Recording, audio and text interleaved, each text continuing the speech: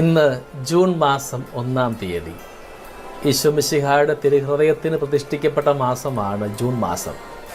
ഈശോ മിശിഹായുടെ തിരുഹൃദയത്തിൽ നിന്നും പ്രവഹിക്കുന്ന സ്നേഹാഗ്നിയിൽ നമ്മളെ ഓരോരുത്തരെയും കഴുകി ശുദ്ധമാക്കണമേ എന്ന് നമുക്കിന്ന് പ്രാർത്ഥിക്കാം.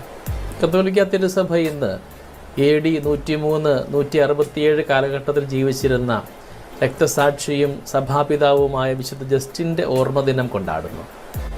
സൃഷ്ടാവിനെക്കുറിച്ച് അറിയുവാനായിട്ട് അഗാധമായ പഠനം നടത്തി അത് ബൈബിളിൽ കണ്ടെത്തി സ്വജീവിതത്തെ വചനത്തിന് വേണ്ടി മാറ്റിവെച്ച വ്യക്തിയാണ് വിശുദ്ധ ജസ്റ്റിൻ.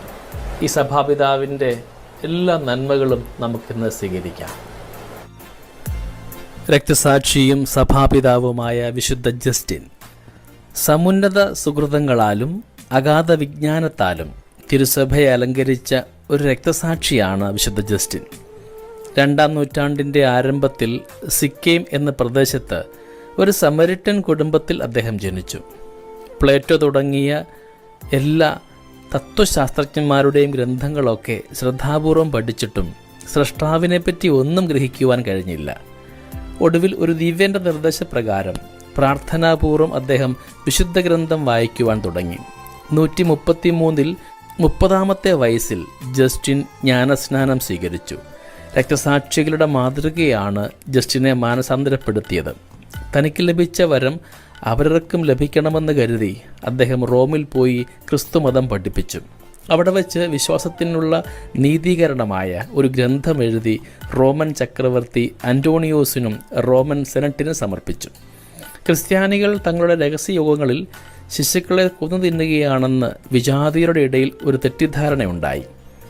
വിശുദ്ധ കുർബാനയുടെ സ്വഭാവം ഗ്രഹിക്കാതെ ഉണ്ടായ ഒരു പ്രചരണമാണിത്.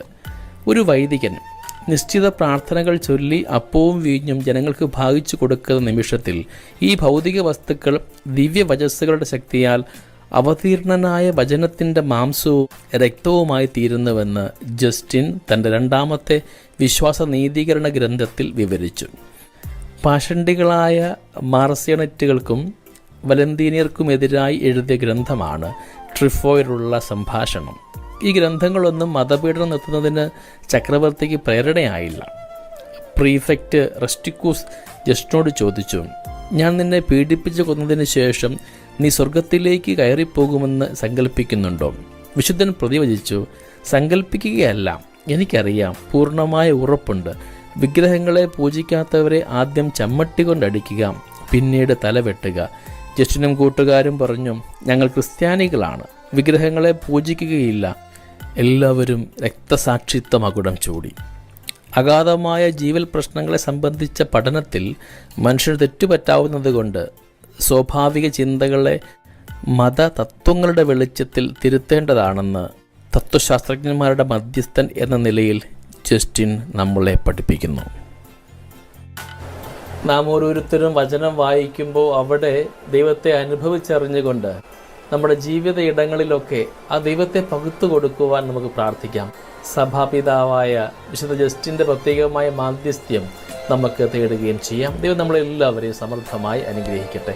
നമ്മുടെ കർത്താവ് യേശുമിശിഹായുടെ കൃപയും പിതാവായ ദൈവത്തിൻ്റെ സ്നേഹവും പരിശുദ്ധാത്മാവിൻ്റെ സഹവാസവും നമ്മുടെ കൂടെ എന്നും ഉണ്ടായിരിക്കട്ടെ, ഇപ്പോഴും എപ്പോഴും എന്നേക്കും. ആമേൻ.